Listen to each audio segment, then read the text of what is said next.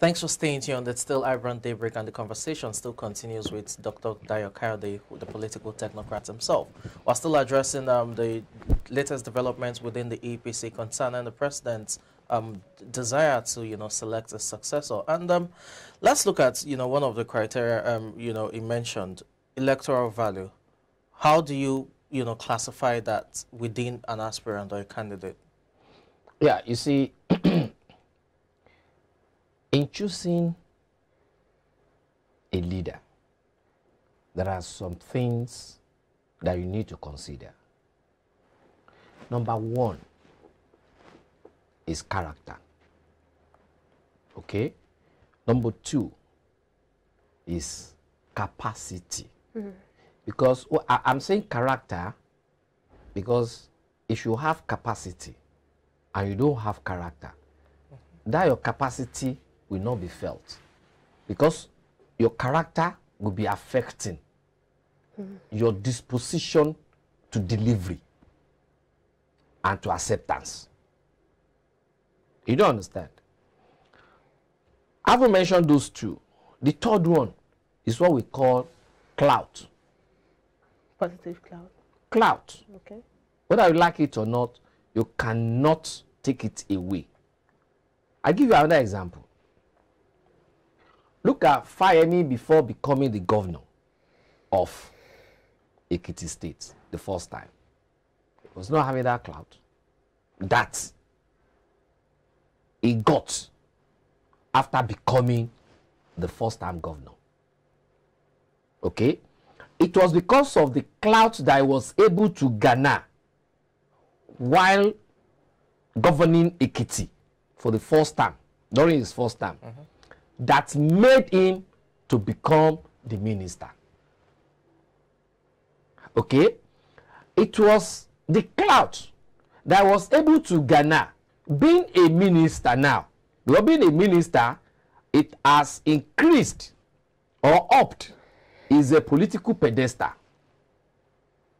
They now made him to become the chairman of The Governor's Forum. I think you understand the definition of clout now. So that one put together can be used to dictate somebody's electoral value. All right? Plus your performance while in office. Because people want to ask you, what did you do? Okay. I was discussing with somebody after the emergence of Atiku. I said, look, all of them that contested, they were having clout. But some are higher than not. Yeah. Atiku, having been the vice president, you can also look at what he did. What he did while being the vice president. He brought in virtually all those technocrats that made that government then. He brought them in, and all of them were working directly with him. And that was why. Okay, let's leave that. Now let's look at this because we need to. I know we're trying, to make it as open as possible, but there's also the need to close in on some aspirants, especially the leading ones. You look at Femi. You talked about Rotimi Amechi, the vice president. Tinubu. Who else? Tunde Bakari. Well, the top aspirants. Is it not a top aspirant? Yeah. He bought 100 million. 100 million. No, like weekend. Then Tunde Bakari. You talk of the guy that was being harassed. Rocha Sokoro. Now let's look at the top guys in the top players. In terms of electoral value that the president wants, just projecting into a possible peak. Top 5 in terms of electoral value? You see, without any form of subjectivity and acrimony, honestly, I will give it to Tinubu. Even though I know it's fine. Because I don't believe and I don't belong to his to some of his school of thoughts. His political philosophy is different from mine.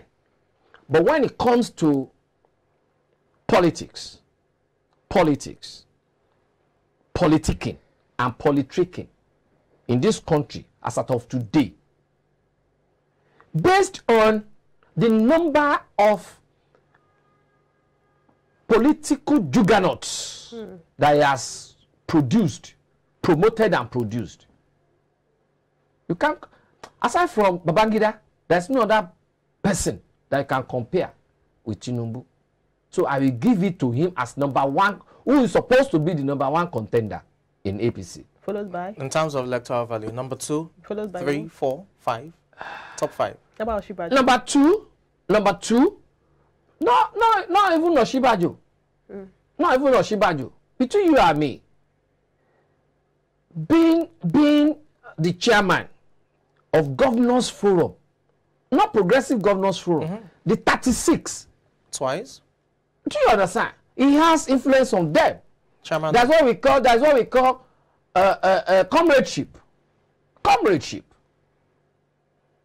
Being that those governors, they can also influence their senators, their House of Rep members.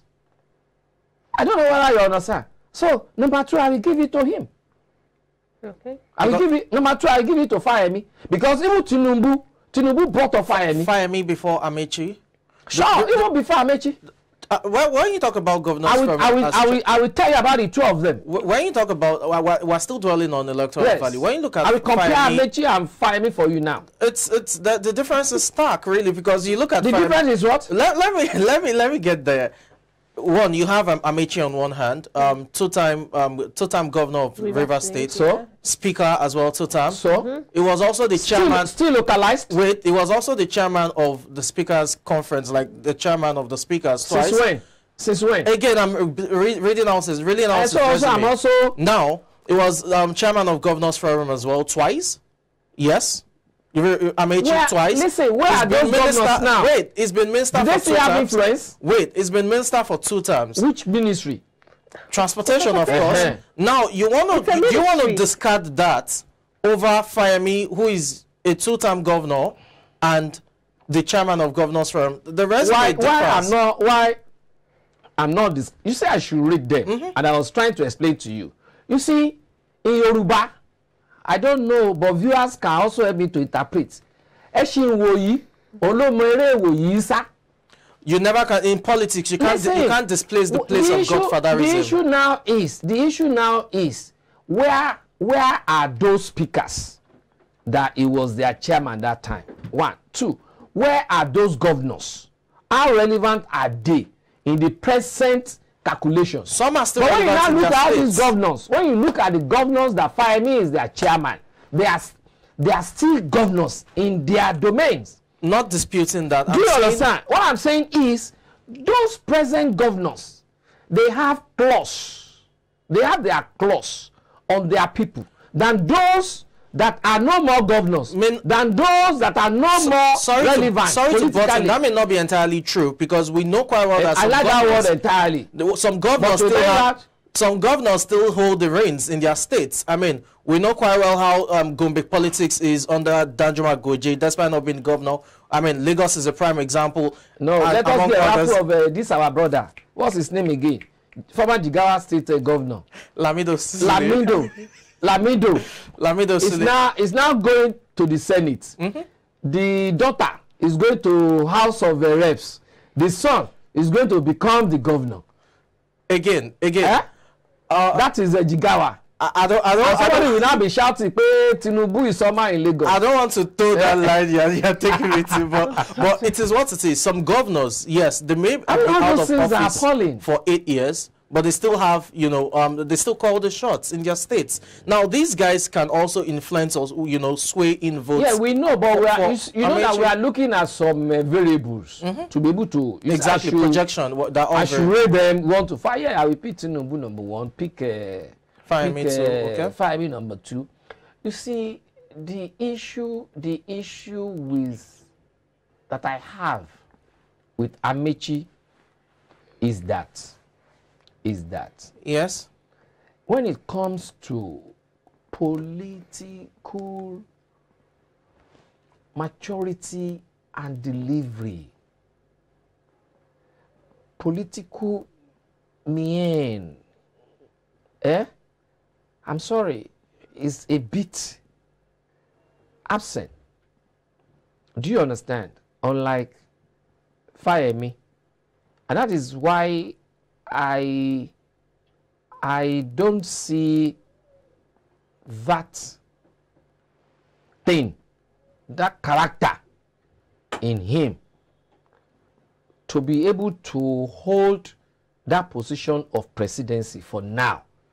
It still needs some level of maturity of delivery. I don't know whether you understand what I'm saying. How do you rate him? Transportation? It still needs some. Look at the portfolio. Look at. Please, let's leave Amechi. Let's leave Amechi. Amechi is in his own class. Okay. Amechi is in. But after Femi, I will pick Oshibajo. Okay. Having been the vice president, chairman of this, chairman of that, haven't seen the way he was able to hold forth while the president was on medical tourism or official engagement. Yeah.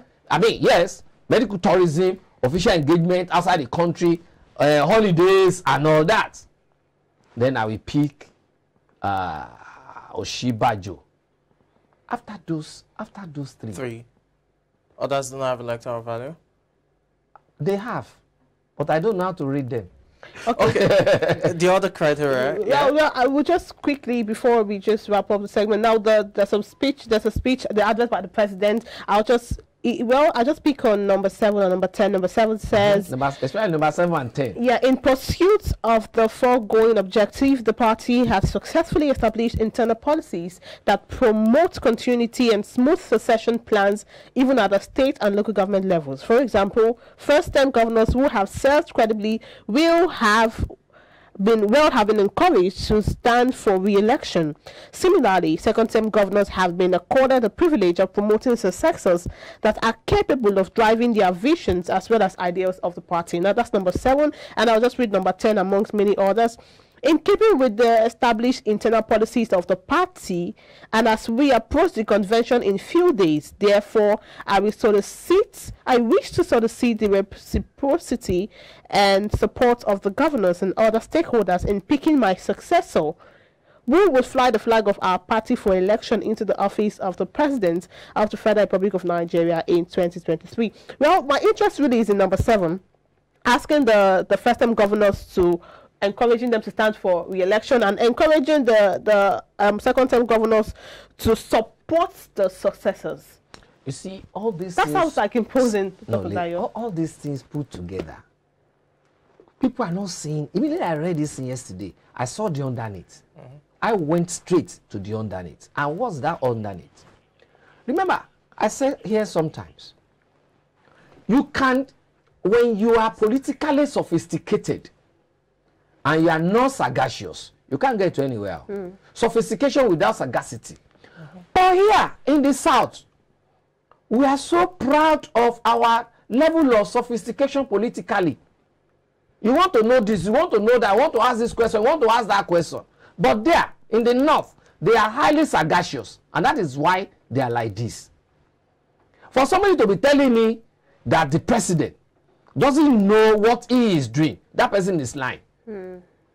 Okay, that person is what? Is lying. It is sophistication and sagacity that is playing out now. And you know, I ended it that day. I said, that is why I will say you can be educated and at the same time be relegated. All right. And you are going to see the way it's going to play out between now and Sunday. Dr. Dayo, thank you so much. Before we go, in 30 seconds, today is the 1st of June, and it's the ban on Okada in Lagos has already taken effect. We saw people, of course, walking. Lagosians would complain, obviously, and probably they will get used to it. But let's just hear what you have to say. 30 seconds, Dr. Dayo. Yeah, you see, Lagos State along the line has slept off in terms of controlling these Okada people. It's not that I said it the other time, it's good. So Olu is banning them now. But before banning them, what alternative have you provided for commuters? Well, if you say yes, you are protecting the people of Lagos State, you must protect them totally. Now that they are trekking, okay, now that they are trekking, so people now will now have to trek even in the night. What protection? You have banned Okada, no doubt about it. The atrocities of these Okada people, their menace has turned to something else. Okay? Remember, so many times Okada people have been banned. And then they will unban them by even giving them Okada to come and play politics, to play politics.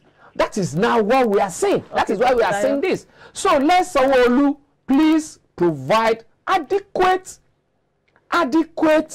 alternative in terms of security, in terms of how to commit people from one point to the other, so that these Okada people can be banned effectively. Thank you so much, Dr. Dayo Kayode, for sharing your thoughts on the show today. It's my pleasure being here. All of this, I appreciate you too. Thank you very much. Then maybe I should quickly tell the viewers also to try your pali banga in making small chops. Oh, really? Yes. And in fine dodo.